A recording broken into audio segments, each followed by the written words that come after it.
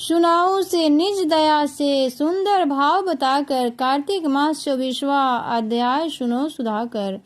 जय श्री हरि विष्णु। भगवान श्री हरि विष्णु की कृपा सब पे बनी रहे, भगवान सबका कल्याण करे। तो आज हम इस अंक में जुड़ते हैं भगवान श्री हरि के प्रिय माह कार्तिक मास से। कार्तिक मास महात्म कथा अध्याय 24 से 23वां अध्याय में हमने तुलसी और आंवले का महत्व सुना। आंवले और तुलसी पूजन का तथा उनके महत्व को जाना। अब इस अंक में हम जानेंगे कार्तिक मास में और किन किन देवी देवताओं का पूजन होता है। आइए अब हम शुरू करते हैं कार्तिक मास महात्म कथा अध्याय 24। कथा को पूरी श्रवण करें। राजा पृथु बोले, हे मुनि श्रेष्ठ, आपने तुलसी के इतिहास परत महात्म्य के विषय में कहा।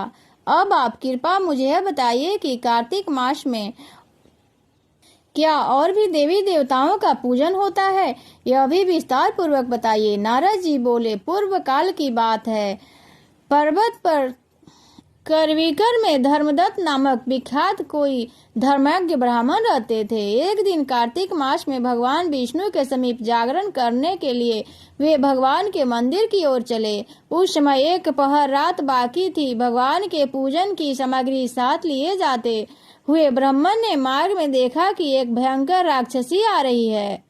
उसका शरीर नंगा और मांस रहित था। उसके बड़े बड़े दांत, लपकती हुई जीभ और लाल नेत्र देखकर ब्राह्मण भय से थर्रा उठे। उनका सारा शरीर कांपने लगा। उन्होंने सहस्त्र साहस बिटोरकर पूजा की सामग्री तथा जल से ही उस राक्षसी के ऊपर प्रहार किया। उन्होंने हरि नाम का स्मरण करके तुलसी दल मिश्रित जल से उसका प्रहार किया, इसलिए उसका सारा पातक नष्ट हो गया। अब उसे अपने पूर्व जन्म के कर्मों के परिणाम स्वरूप प्राप्त हुई दुर्दशा का स्मरण हो आया। उसने ब्राह्मण को दंडवत प्रणाम करके इस प्रकार कहा, ब्राह्मण, मैं पूर्व जन्म में कर्मों के फल से इस दशा को पहुंची हूँ।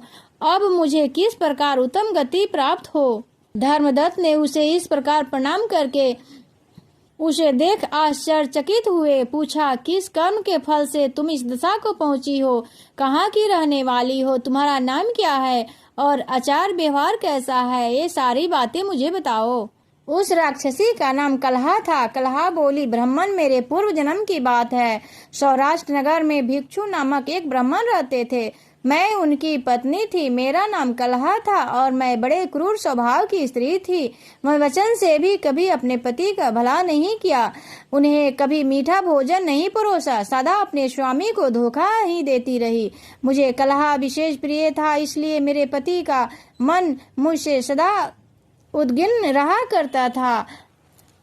अंतोगत्वा उन्होंने दूसरी स्त्री से विवाह करने का निश्चय कर लिया। मैंने विष देकर अपने प्राण त्याग दिए।